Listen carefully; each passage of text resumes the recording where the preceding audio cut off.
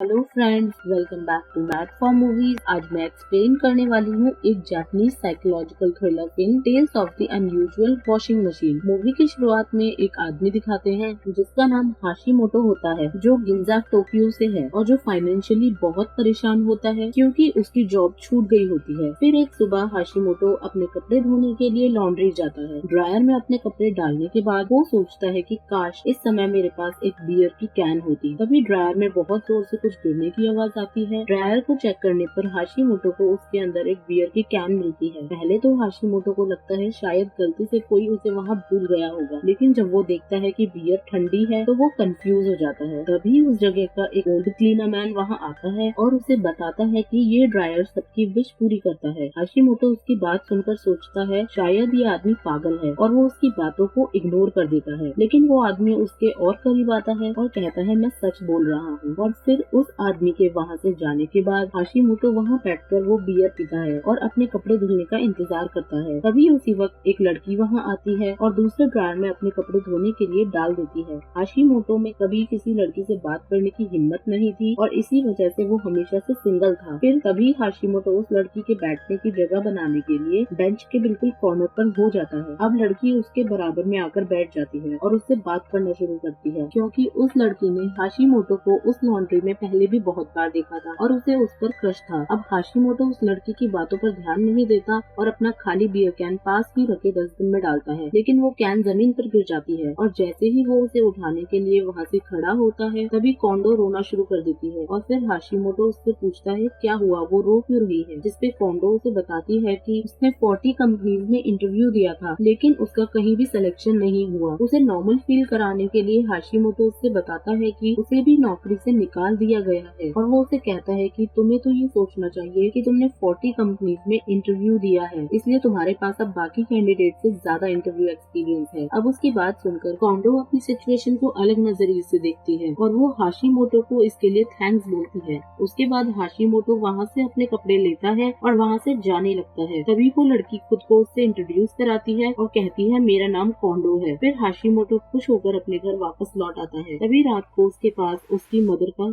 Call आता है जो उसे बताती है कि उसके फादर हॉस्पिटलाइज हैं और हॉस्पिटल का बिल पे करने के लिए उन्हें टोटल 300,000 येन चाहिए और इसकी जिम्मेदारी हाशिमोटो की होती है। लेकिन हाशिमोटो के पास ना तो जॉब होती है और ना ही कोई सेविंग्स होती है, फिर भी वो उन्हें अपने पैसे भेजने का वादा करता है और जल्दी ही उनसे मिलने के लिए कहता है। फिर अगली ही सुबह हाशिमोटो वापस लॉन्ड्री जाता है। वैसे तो उसे पूरा यकीन होता है कि वो ओल्ड मैन कल बकवास कर रहा था, लेकिन फिर भी वो उसकी कई बार टेस्ट करना चाहता था और इसलिए वहाँ लॉन्ड्री में वो ड्रायर के सामने खड़ा हो जाता है और 300,000 येन मांगता है। कुछ सेकंड्स इंतजार करने के बाद वो सोचता है ये सब सच में बकवास था और वो वहाँ से जाने ही वाला होता है कि तभी उसे ड्रायर के अंदर पैसों का बंडल दिखता है और हाशिमोटो उसे बाहर निकाल लेता है, लेकिन अभी भी उसे विश्वास नहीं हो रहा होता और उस बंडल में उतने ही पैसे थे जितने उसने मांगे थे। और जैसे ही वो उन पैसों को लेकर वहाँ से जाने लगता है उसे कल वाली बियर कैन दिखती है जो उसके हाथ लगाते ही गायब हो जाती है। तभी वो ओल्ड मैन वहाँ उसे बताता है कि जो भी चीज उसे उस ड्रायर से मिलेगी वो एक दिन के अंदर गायब हो जाएगी, तो उसे जरा संभाल के रहना चाहिए। ये बात सुनकर हाशिमोटो उसका धन्यवाद करता है और वहाँ से जल्दी निकल जाता है। तभी उसकी मुलाकात कोंडो से होती है जो उसे बताती है कि उसके जीवन में पहली बार उसे सेकंड इंटरव्यू के लिए बुलाया गया है। हाशिमोटो उसे कांग्रेचुलेट करता है कि तभी उसकी मदर का फोन फिर से आता है। कोंडो उसकी बातें सुन लेती है और उसे पता चलता है कि उसके फादर बीमार हैं। थोड़ी देर बात करने के बाद हाशिमोटो जल्द ही वहाँ से निकल जाता है ताकि वो पैसे गायब होने से पहले वहाँ पहुँच सके। उसके बाद वो फिर से लॉन्ड्री प्लेस पर आता है और अब तो वो डिसाइड करता है कि वो ड्रायर का यूज करके अपनी लाइफ की सारी प्रॉब्लम सॉल्व कर लेगा और अब वो एक अच्छा सा सूट मांगता है जिसको पहनकर हाशिमोटो इंटरव्यू देने जा सके। और फिर हाशिमोटो उस सूट को पहनकर एक ही दिन में बहुत सी कंपनीज में जॉब इंटरव्यू देने के लिए जाता है। फिर भी जब वो घर आता है तब उसे सभी कंपनीज से लेटर्स मिलते हैं कि वो जॉब के लिए सेलेक्ट नहीं हुआ है और तो और वो सूट भी उसकी आंखों के सामने गायब हो जाता है। अब फेलियर के बाद हाशिमोटो को रियलाइज होता है कि उसके पास अब तो एक ऐसा सोर्स है जिससे वो कुछ भी पा सकता है, इसलिए उसे अब जॉब ढूंढने में अपना वक्त बर्बाद नहीं करना चाहिए बल्कि अपनी लाइफ को पूरी तरह से एंजॉय करना चाहिए। तो अब अगली सुबह वो और जल्दी लॉन्ड्री जाता है ताकि वहाँ उसे कोई मिले ना और फिर वो ड्रायर से एक ब्यूटीफुल और कॉन्फिडेंट लड़की की कामना करता है और वो कहता है कि वो लड़की बिल्कुल मॉडल जैसी हो ताकि उसे देखकर सब जले। फिर ऐसी ही लड़की एक ड्रायर से बाहर निकलती है जिसकी खूबसूरती देखकर हाशिमोटो हैरान हो जाता है। फिर वो उसके पास आता है और उस लड़की से उसके साथ घर चलने के लिए कहता है। उसकी बात सुनकर वो लड़की उसे थप्पड़ मार देती है क्योंकि उसे लगता है वो पहली डेट के लिए कुछ ज्यादा ही फॉरवर्ड हो रहा था। फिर वो वहाँ से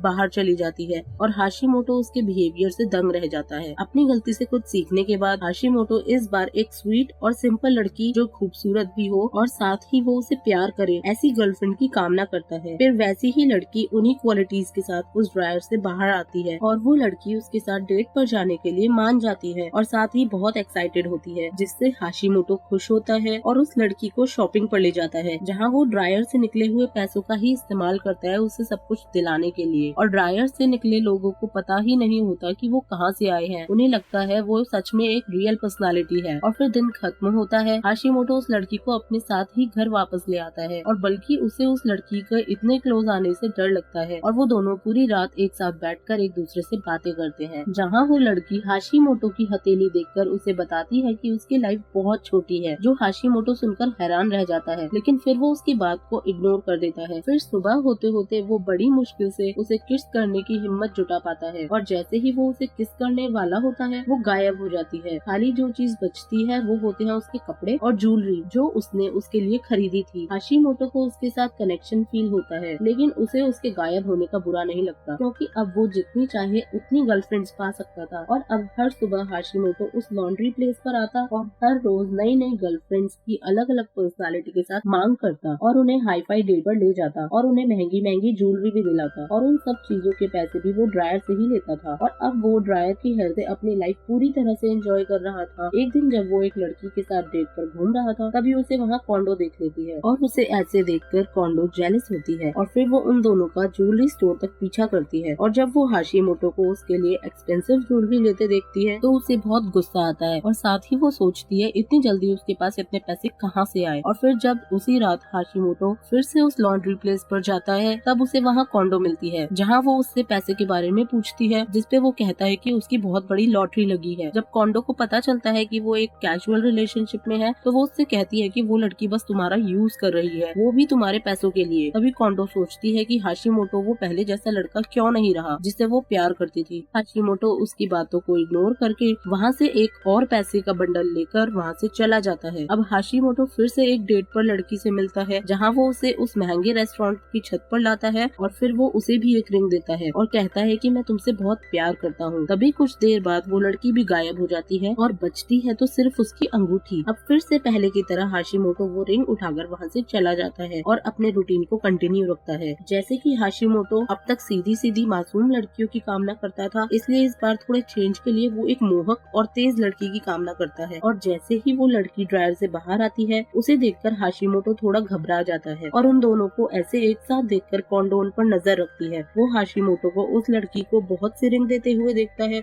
जो उसने अब तक इकट्ठी की थी। तभी वहाँ हाशिमोटो के पास उसकी माँ का फोन आता है और वो उस लड़की को चुप रहने के लिए कहता है, लेकिन जब वो उसकी बात नहीं सुनती तब हाशिमोटो अपनी माँ से बात करने के लिए बाहर चला जाता है। तभी मौका पाकर कोंडो लॉन्ड्री के अंदर आ जाती है और उस लड़की से पूछती है कि तुमने पुराने हाशिमोटो के साथ क्या किया, लेकिन वो लड़की उस पर हंसती है और उसे वहाँ से जाने के लिए कहती है। और इसी बात से गुस्सा होकर कोंडो उसके हाथ से वो अंगूठियाँ निकालने लगती है और तभी दिखाते हैं कि हाशिमोटो की मदर उसे बताती है कि उसके फादर के ऑपरेशन के लिए उन्हें पैसों की जरूरत पड़ेगी, लेकिन उसके पेरेंट्स को पैसों से ज्यादा उसकी जरूरत थी। लेकिन हाशिमोटो तो पहले की तरह अपनी गर्लफ्रेंड्स का ख्याल रखने में बहुत ज्यादा बिजी था। तभी फोन कटने के बाद वो ओल्ड क्लीनर मैन हाशिमोटो के सामने आता है और वो उससे कहता है कि वो ड्रायर के बारे में बहुत जरूरी बात बताना भूल गया और वो कहता है कि ड्रायर से निकला हुआ इंसान भी एक ही दिन में गायब हो जाएगा। इस बात पर हाशिमोटो उससे हंसकर कहता है कि ये बात मैं पहले से जानता हूँ। वहीं दूसरी तरफ कोंडो और वो लड़की एक दूसरे से अंदर लड़ रही होती हैं और लास्ट में वो लड़की ये सोचकर वहाँ से चली जाती है कि हाशिमोटो उससे चीट कर रहा था। और फिर जब वो रूम में अंदर वापस आता है वो कोंडो को रोते हुए देखता है, जहाँ कोंडो सोचती है काश हाशिमोटो वापस इस इंसान में बदल जाए जिससे वो पहली बार इसी लॉन्ड्री में कुछ दिन पहले मिली थी। उसके विश से हाशिमोटो ड्रायर में टेलीपोर्ट हो जाता है और जब वो ड्रायर से बाहर आता है तो उसके कपड़े बदलकर वैसे हो जाते हैं जैसे उसने उस दिन पहने थे जिस दिन वो कोंडो से पहली बार मिला था। और अब उसे एहसास होता है कि ड्रायर ने कोंडो की विश पूरी कर दी। और अब हाशिमोटो को उस ओल्ड मैन की बात याद आती है कि जो भी इंसान इस ड्रायर से निकलेगा वो एक ही दिन में गायब हो जाएगा। मतलब अब हाशिमोटो के पास जीने का सिर्फ एक ही दिन बचा था। और टीवी में न्यूज सोर्स दिखाते हैं कि थाउजेंड्स ऑफ येन उस ज्वेलरी शॉप से मिसिंग है जहाँ से हाशिमोटो ने रिंग्स खरीदी थी। और यही मूवी के लास्ट में दिखाते हैं कि हाशिमोटो जमीन पर गिरता है और उसे ऐसा देखकर कोंडो भी कंफ्यूज होती है। आपको ये मूवी कैसी लगी